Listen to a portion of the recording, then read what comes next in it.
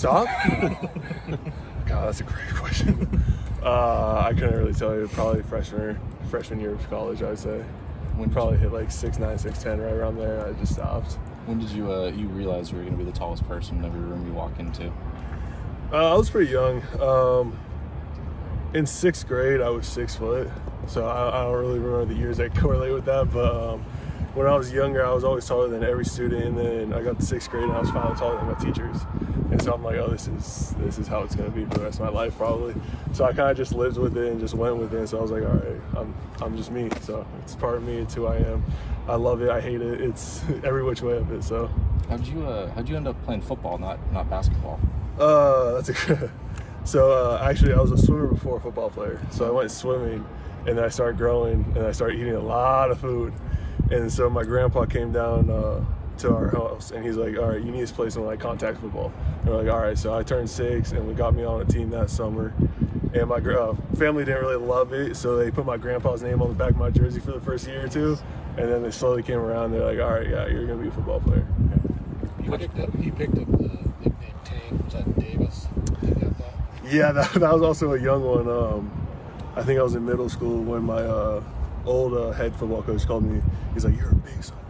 So it'd be like, we need a nickname for you. He's like, Tank, because he's a military guy. And so we're like, okay, cool. I'll run with it. And ever since then, everyone's known me as Tank. Was it always tackle for you? You playing defense kind of? Yeah, I played nose tackle, D tackle, defensive end. You know, I got on the edge a couple times. Definitely offensive tackle pretty much my whole offensive career. High school, they threw me in the backfield once or twice for the short yards, you know. It was fun. What was that? It was amazing. I loved it, but it sucked getting hit by small guys below the knees, you know. But it was a great experience. I loved it.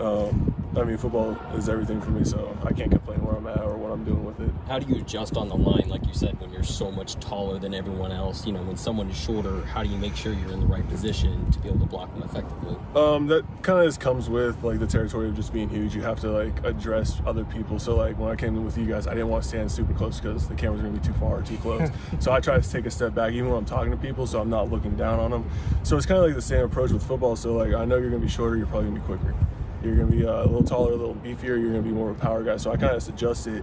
And that kind of comes with just years of playing football. You know, high school, my brain, like my terminology wasn't quite there. College, it slowly developed in schemes. So everything there kind of like developed me from like freshman year of college to now. And so like now I can just look at the body type and kind of understand what they're going to run, what kind of guy they're going to be, what kind of moves they're going to throw. Do you have a preference? Yeah, the tall, skinny guys, easily. The tall, skinny guys that look like they're going to be fast but are definitely slow off the ball, and you're just kind of sitting there like, all right, this is going to be fun. But, you know, every body type's a little fun. They all have their different, like, unique things that come with it, so. Do you think that gives you a little bit of a unique advantage, just that you kind of have to process that with each guy, whereas maybe some tackles don't have to? I think it gives me an advantage, but also gives a disadvantage of being so tall. Like in pass pro, if I get up, I'm going to get hands to the chest, you know. Even though I'm longer than the guy, he can still get underneath me and still have leverage. So it's definitely harder when I'm going backwards, and if I'm not quite used to it yet, I'm just going to get right in the chest, and I'm sorry, all right, I need to fix this somehow, some way. But I think definitely here it's definitely an advantage because they have me going in three-point when we have tight ends over. So I haven't played three-point in 4 years probably. So getting down in that three-point stance has really helped me like understand like different leverage points and different height. So it's pretty fun. Why did you go looking for another school? I think it was just time for me to leave. I had a rough season at Colorado on my last year. I was playing through some things, and I just didn't feel love there anymore. All my recruiting class pretty much left. All my friends left, and it was kind of just a whole new phase of teams. So I kind of went where I knew some of the guys. I knew that I was going to be part of the team and not just on the outskirts of it. And the coaching staff here has something huge coming, and I can't wait to see what's going on. And, you know, I trust everything that they have and what they're playing for because I've had Devan as a coach before at Colorado in 22, I think it was. And, you know, I loved his play style. He called me up when I was in the portal, and he's like, didn't offer me anything. I didn't want anything. He was just telling me, like, you need to do this, this, and this, and we can fix that for you. And I was like, okay. You know, I'm sold on that. I loved him as a coach. I had a great season with him when he was there. It was my first starting season, so I have a lot of trust and faith in him and the coaching staff he believes in. How much when you're trying to adjust to a new offensive line makes it easier when you got a guy like Wells, you know, someone you're used to playing with, to how much does that continuity help? Yeah, so definitely having some guys on the line that just Bam really that I kind of knew. It helps a little bit, I know his play style, I know what he likes to do. I don't know what's in his brain going all the time, but I can have an idea where he's at and what he's thinking. But it's still finding the chemistry, because no matter if you play with them once or play with them 1,000 times, you still have to find chemistry each year, because it's different people, it's different schemes, it's different styles. So even though me and Bam knew each other, I still trust him and have everything to do with him, but it's just a little different here. So it definitely gives me a little bit of a foot up, because I know him and I know what he likes to do. But I definitely still it's still a chemistry that you have to keep building with. With so many new faces in that group, how big is it to have a guy like Josh Gray, who's been here for quite some time, and kind of be the leader of that group? And what does he bring to that group as well? Yeah, absolutely. Josh is the old man of the group, I like to say. I thought I was for a while, but it's not me, it's Josh. And him being here for the length he has been, I don't really know the exact years or anything, but he has the leadership capabilities. He knows what he's doing. He knows inside and out. He's a smart guy. He's a smart football guy. Really, he brings experience, capability, and teaching skills. I look at him as another coach, but on the line with me, because he knows what he's doing. He played tackle last year and the years before. So if I have a question about how to set specific defense, because this defense new to me too with Coach Brett, and then so I just kind of asked him. He's like, yeah, I would say it like this because I've gone against him a couple times. I'm like, okay. So I kind of have that with me at all times, and it's really nice to have.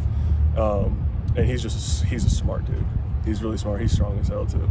I have to ask, do you have a game in basketball? Do you have much game there? Or do you have any game? No, I don't. I played 1 year in high school and I hated it, and I never played again. Is it the running or just It's not physical. It's not physical enough. I would always try to shoulder check people. I see a ball, get ball. You can't do that in basketball. But I played a year. It was cool. It wasn't my favorite thing ever, but it was enjoyable. And how were you as a swimmer? I was young, so I think I was pretty average. But my parents say I was great. So, but that is a sport for tall people. It is.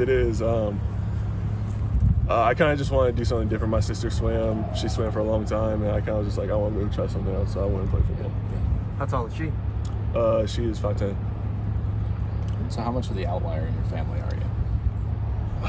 I'm my family's tall. My mom's 6 foot.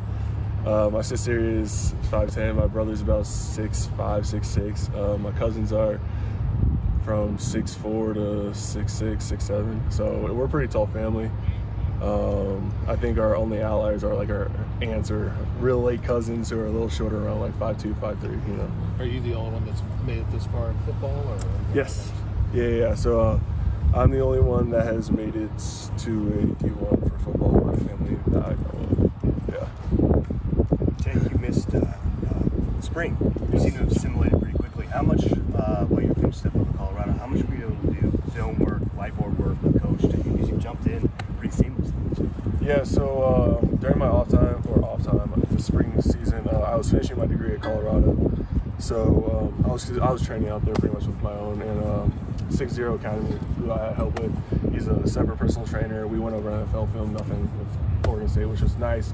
I got a scheme of the bigger picture of where I'm going to, hopefully next year.